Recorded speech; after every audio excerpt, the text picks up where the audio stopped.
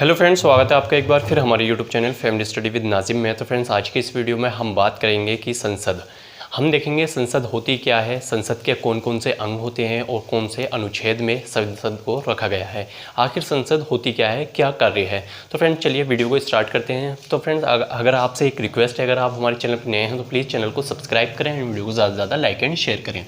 तो फ्रेंड देखिए क्या है, संसद है क्या।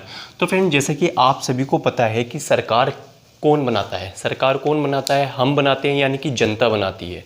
तो फ्रेंड जनता का काम क्या होता है, सरकार को बनाना। अब सरकार का भी कुछ काम होता है। तो फ्रेंड सरकार का क्या काम होता है, सरकार का काम होता है कि हमारे देश के अंदर शासन व्यवस्था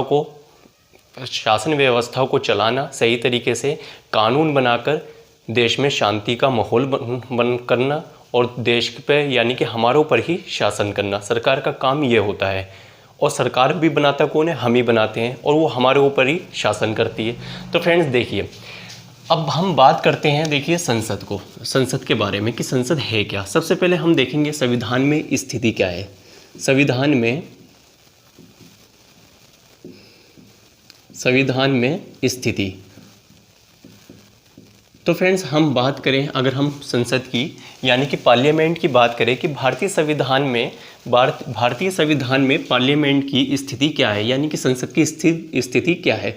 तो फ्रेंड देखिए, स्थिति का मतलब कहाँ पर रखा गया। तो फ्रेंड संसद को भाग 5 अनुच्छेद 79 यानी कि 89 से लेकर अनुच्छेद 122 तक में रखा गया है। यानी कि इन्हीं अनुच्छेदों में संसद का जिक्र किया गया है कि कैसे संसद विधि का निर्माण करेगी, किस प्रकार की शक्तियां हैं और किस संसद के कौन कौन से अंग हैं। इन्हीं अनुच्छेदों के माध्यम से हम जानकारी प्राप्त करेंगे कि संसद होती क्या है, संसद का क्या कार्य होता है और संसद कैसे कार्य करती है, किसके द्वारा कार्य करती है। फ्रेंड ये सभी हम देखने वाले हैं। तो फ्रेंड हमने देखा कि संसद की जो स्थिति है भारतीय संविधान में, वो भाग 5 अनुच्छेद 79 से लेकर 122 तक है। अगर हम बात करें फ्रेंड संसद का गठन, अगर हम फ्रेंड संसद के गठन का बात करें, संसद का गठन, तो फ्रेंड अकॉर्डिंग टू अनुच्छेद या आर्टिकल 79, तो फ्रेंड इसमें जिक्र किया गया है कि संसद का गठन कैसे करते हैं हम, यानी कि संसद के कौन कौन से अंग होते हैं। तो फ्रेंड यहाँ पर हम आपको बता दें कि संसद, पहले बात तो क्या है क्या, सबसे पहले हम ये देखेंगे। अगर मैं एक लाइन में देखूँ तो संसद क्या है, केंद्र सरकार का विधायी अंग है।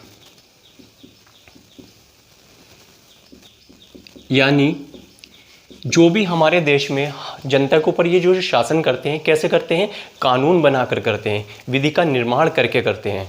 विधि का निर्माण करके ये जनता के ऊपर शासन करते हैं ताकि हमारे देश में शासन व्यवस्था सही तरीके से चले और देश में शांति का माहौल बना रहे। तो फ्रेंड्स ये संसद ये क्या करती है, ये विधि का निर्माण करती है। अब देखते हैं फ्रेंड्स सबसे पहले कि विधि का निर्माण क्या, संसद जो व्यक्ति हैं वो ऐसे ही कर लेते हैं कुछ भी, उन्हें भी देखिए। अगर हम संसद के अंगों की बात करें तो संसद के अंग की बात कर लेते हैं सबसे पहले। तो फ्रेंड संसद के अंग कितने होते हैं, सबसे पहले तो आपसे ये क्वेश्चन पूछा जाता है। तो फ्रेंड देखिए, ऐसा नहीं है कि केंद्र सरकार या वहाँ पर जो प्रधानमंत्री होता है वो खुद ही, मंत्रिमंडल जो होता है या संसद के जितने भी सदस्य होते हैं वो कोई सा भी नियम ऐसे ही बना लेंगे। हमारे द्वारा ही ये लोग कानून का निर्माण करते हैं। यानी कि हम ही तो चुन रहे हैं उन्हें। अगर हम सपोज कीजिए लोकसभा का चुनाव होता है तो वहाँ पर प्रधानमंत्री कौन चुनता है, हम ही लोग चुनते हैं, यानी कि जनता के द्वारा ही चुना जाता है। तो फ्रेंड सबसे ज़्यादा शक्ति भी जनता के ही पास है, हमारे पास में है। तो फ्रेंड देखिए, अगर हम बात करें संसद के अंग, तो फ्रेंड संसद के 3 अंग होते हैं। सर्वप्रथम राष्ट्रपति, राज्यसभा,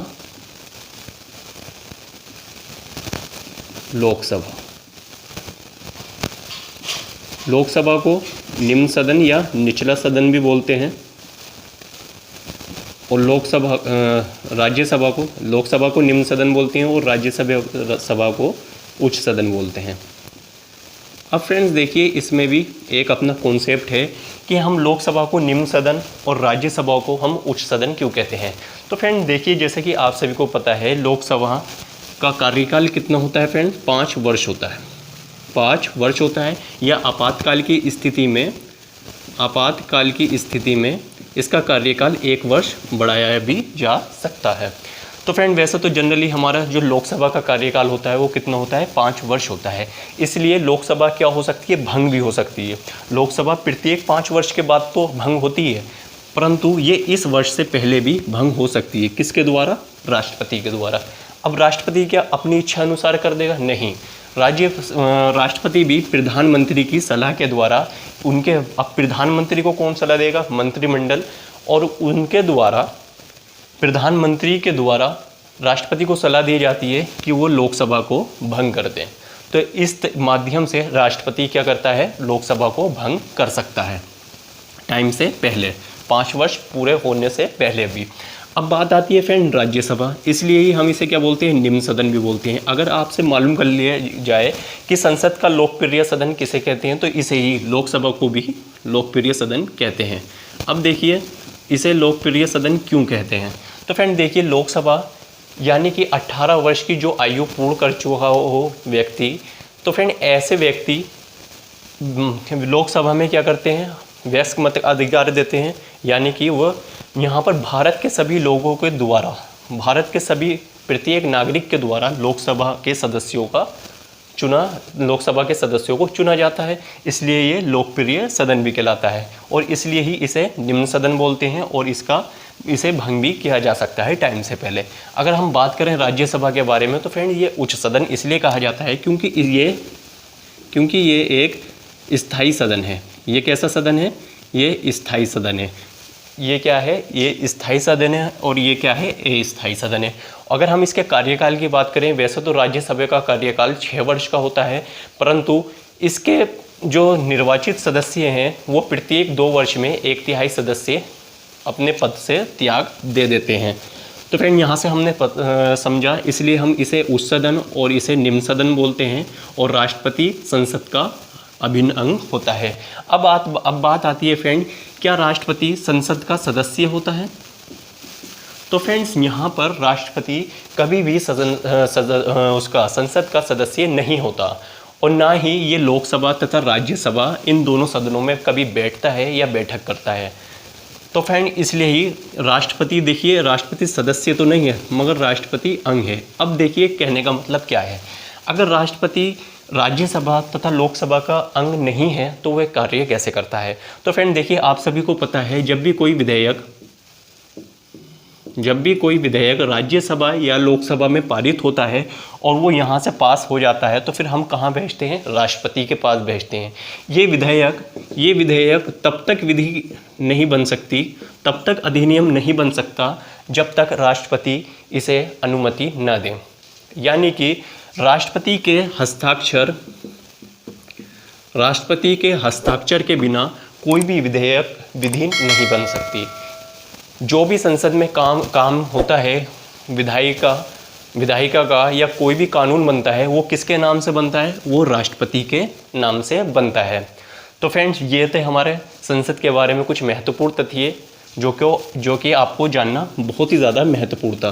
तो फ्रेंड आई होप आपको समझ में आ गया होगा कि संसद हम कहते किसे हैं। अगर बात करें फ्रेंड, यहाँ पर अगर देखिए, हमने जो संसद का विचार लिया है, संसदीय प्रणाली ली है, वो कौन से देश से लिए? हमने ब्रिटिश से लिए। अगर हम बात करें फ्रेंड ब्रिटिश में, तो फ्रेंड ब्रिटिश की जो संसद है, हालांकि वहाँ पे ताज का शासन है, तो ब्रिटिश की संसद में भी 2 अंग हैं। कौन कौन से? एक हाउस ऑफ लॉर्ड और एक है हाउस ऑफ कॉमन। अब यहाँ से डायरेक्ट एग्जाम में क्वेश्चन पूछा जाता है, जो वनडे एग्जाम्स होते हैं, वनडे प्रतियोगिता परीक्षाएं होती हैं, उनमें पूछा जाता है कि ब्रिटिश संसद का निचला सदन कौन सा है या उच्च सदन कौन सा है, निम्न सदन कौन सा है या उच्च सदन कौन सा है। तो फ्रेंड्स अगर हम बात करें हाउस ऑफ लॉर्ड की, तो फ्रेंड्स ये कहलाता है उच्च सदन, और अगर हम बात करें हाउस ऑफ कॉमन की तो ये कहलाता है निचला सदन। हम यहाँ पर लिख देते हैं, तो ये कहलाता है निचला सदन और ये कहलाता है उच्च सदन। तो फ्रेंड यहाँ पर भी जो प्रमुख होता है, जैसे कि राष्ट्रपति होता है हमारे भारत में, ऐसे ही यहाँ पर ब्रिटिश में भी महारानी या महाराजा होता है, वो भी स्वीकार ऐसी प्रदान करता है जैसे भारत में। अगर हम बात करें फ्रेंड्स अमेरिका की, तो अमेरिका की जो संसद है, तो फ्रेंड उसे बोलते हैं हम कांग्रेस। उसे क्या बोलते हैं हम? कांग्रेस बोलते हैं। देखिए फ्रेंड्स, यहाँ पर जो है राष्ट्रपति जो है वो किसके ऊपर डिपेंड रहता है? संसद के ऊपर रहता है। यहाँ पर भी अगर हम बात करें अमेरिका की कांग्रेस की, तो फ्रेंड्स सबसे पहले इसमें भी 2 सदन होते हैं। सबसे पहला होता है सीनेट, जिसे कि उच्च सदन बोलते हैं। दूसरा होता है house of representative, house of representative, इसे बोलते हैं निम्न सदन। तो यहाँ पर फ्रेंड्स राष्ट्रपति कांग्रेस का अंग नहीं होता, इसलिए ही यहाँ पर क्या नाम है, विधि बनाने के लिए यहाँ पर जो फ्रेंड्स विधि का जो भी निर्माण करता है वह स्वयं राष्ट्रपति ही करता है, यानी कि यहाँ पर राष्ट्रपति को ज़्यादा स्वतंत्रता है। तो फ्रेंड इस तरीके से हमने ब्रिटिश और अमेरिका में डिफरेंस भी देख लिया, हमने ये भी देख लिया कि संसद क्या होती है, संसद के कौन से अंग होते हैं और हमारी संसद के कौन कौन से अंग हैं। तो फ्रेंड्स नेक्स्ट वीडियो में हम पढ़ेंगे लोकसभा।